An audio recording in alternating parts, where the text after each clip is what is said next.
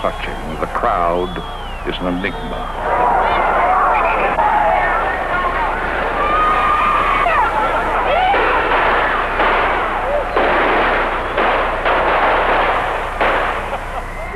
Whether firecrackers or police sirens, the sudden sounds of a Kennedy campaign can arouse hidden fears lurking beneath the surface.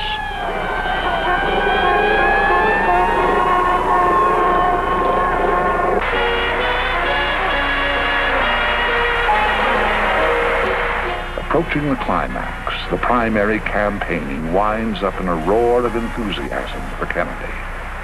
On the Saturday night before the California vote, he displays the incandescent presence, the mysterious and unmistakable glow of leadership.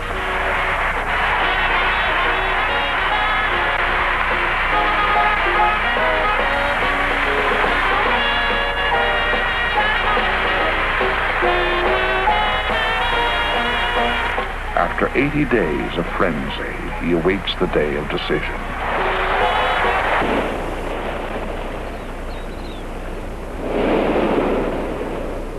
Bob spent Tuesday, election day, out at John Frankenheimer's house in Malibu.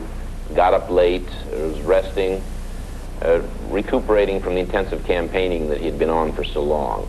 When he woke up, we called South Dakota to get the election results there. The primary was the same day as California's.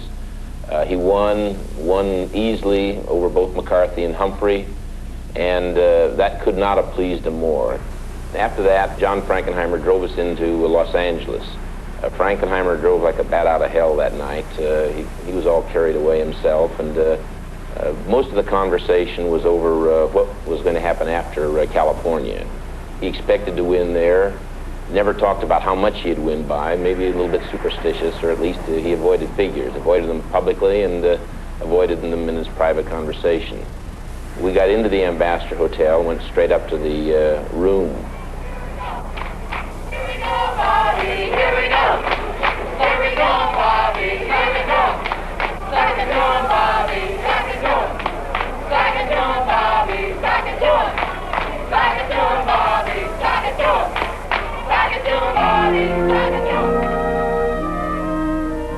In a quiet suite upstairs, in the company of close friends and campaign workers, he learns that the early returns are running strongly in his favor.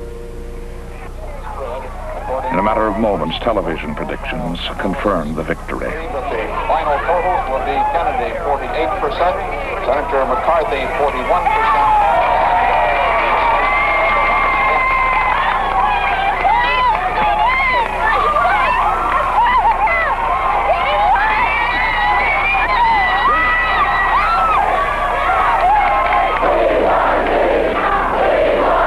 In another hotel 6 miles away, Eugene McCarthy acknowledges defeat.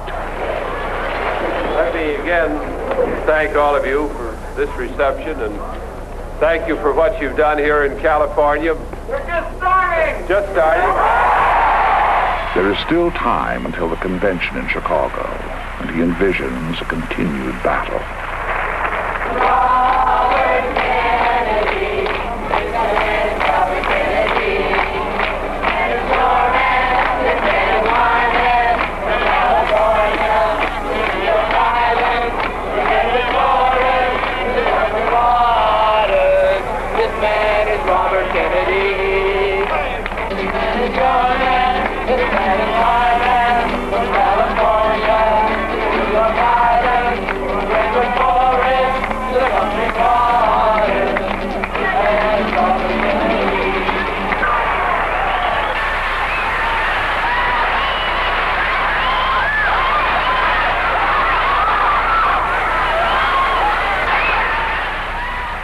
After 85 days of fighting against doubts and against time, this is a moment of profound celebration. To those who have shared his hopes, Robert Kennedy reaffirms the meaning of this campaign. Thank you very much. What I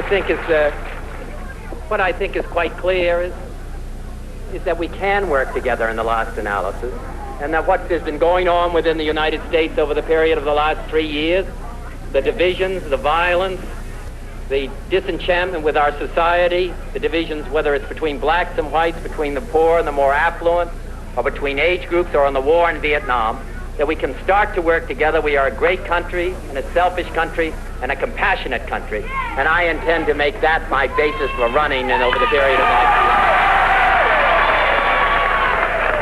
career. Before turning to leave, he salutes relatives, workers, and special friends. I want to express my gratitude to my dog Freckles, who's been maligned. And I don't care what they, as Franklin Roosevelt said, I don't care what they say about me, but when they start to attack my dog. I'm not doing this in the order of importance, but I also want to thank my wife Ethel.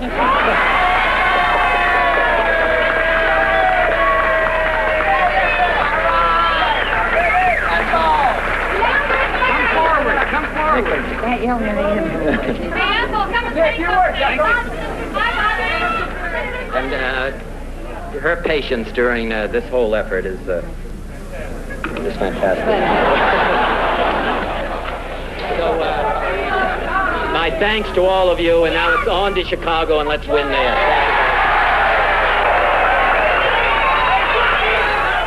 He is to go directly to the waiting press.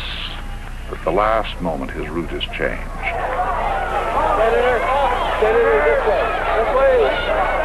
No, this way. No, Rosie. No. Later in the morning, a great party is planned. It's now midnight, Tuesday, June 4th.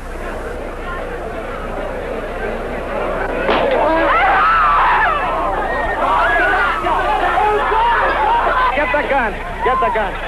Get the gun. Stay away from the gun. Get the gun. Get his thumb. Get his thumb. Get his thumb. Get his head. Take a hold of his thumb and break it if you have to. Get his thumb.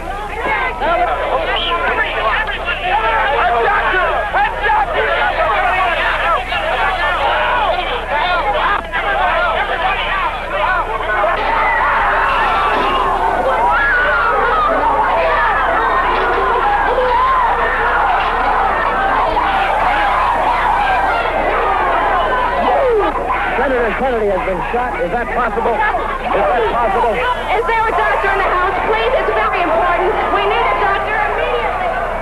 Is there a doctor in the house? All right, quiet, please. Quiet, please. The best thing everybody can do here is in an orderly way leave.